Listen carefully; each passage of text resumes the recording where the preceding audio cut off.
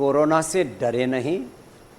इससे बचने के लिए जो आपको उपाय अपनाने हैं उसको आप शिद्दत से, सावधानी से अपनाएं तो आप कोरोना को पराजित कर सकते हैं। सबसे पहली बात आती है कि कोरोना से संक्रमित व्यक्ति, संभावित ऐसा व्यक्ति जो या तो कहीं विदेश प्रवास से लौटा है जहां कोरोना का प्रकोप है, या कोई हमारे एनआरआई के साथ साथ कोई विदेशी व्यक्ति ही यहां पर है और वहां आपके किसी भी प्रकार से प्रत्यक्ष परोक्ष रूप से संपर्क में है, तो उससे तो अपने आप को बचाना ही पड़ेगा। जब कभी भी आप फ्लाइट में हैं, कहीं बस में हैं, ट्रेन में हैं या कहीं सार्वजनिक स्थान पर हैं, तो ऐसी अवस्था में अपने हाथों को सैनिटाइज करना और अपने आप को उस अनजान व्यक्तियों से करीब 3 से 4 फीट की दूरी पर रखना।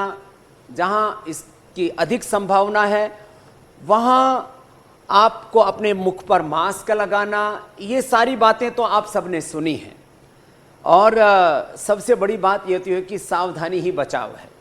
लेकिन इसके साथ साथ कोरोना से अब तक 5,000 से ज़्यादा मौतें हो चुकी हैं, करीब 70,000 से ज़्यादा लोगों को जो बचाया जा चुका है।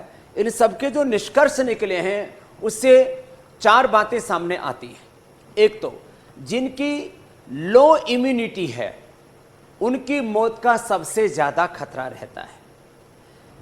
दूसरी बात, जिनको कफ, अस्थमा, दमा की प्रॉब्लम है, श्वास की प्रॉब्लम है, उनको मौत का ज़्यादा खतरा रहता है। तीसरे, हार्ट के पेशेंट, और चौथे वो लोग जिनको डायबिटीज है।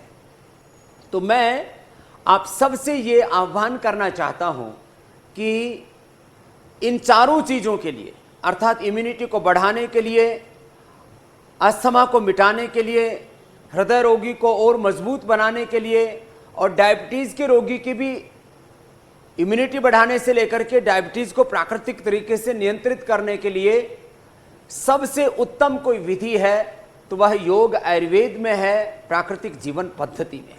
सबसे पहले सैनिटाइजेशन के उपाय तो आपने बहुत सुने, हमने भी कि जो घरेलू सैनिटाइजेशन उसके बारे में काफ़ी बताया और उसके ऊपर हमने अपनी इस पतंजलि रिसर्च इंस्टीट्यूट में काफ़ी रिसर्च भी किया है कि आप पानी के अंदर नीम के पत्ते, तुलसी उबाल करके 1 किलो पानी है, 1 लीटर पानी है, तो उसमें आप 100 ग्राम नीम के पत्ते, कुछ 10-20 तुलसी के पत्ते डाल करके उबाल लें, उसमें थोड़ा कपूर और थोड़ा फिटकरी डाल लेते हैं, तो यह आपका नेचुरल सैनिटाइजेशन तैयार हो जाता है। और उसके लिए हमने काफ़ी लोगों को सजेशन भी दिया है। तो गांव के लोग और ख़ास करके ऐसे जहां पर सैनिटाइजर नहीं मिल रहा है तो आप ये नेचुरल सैनिटाइजेशन बना सकते हैं।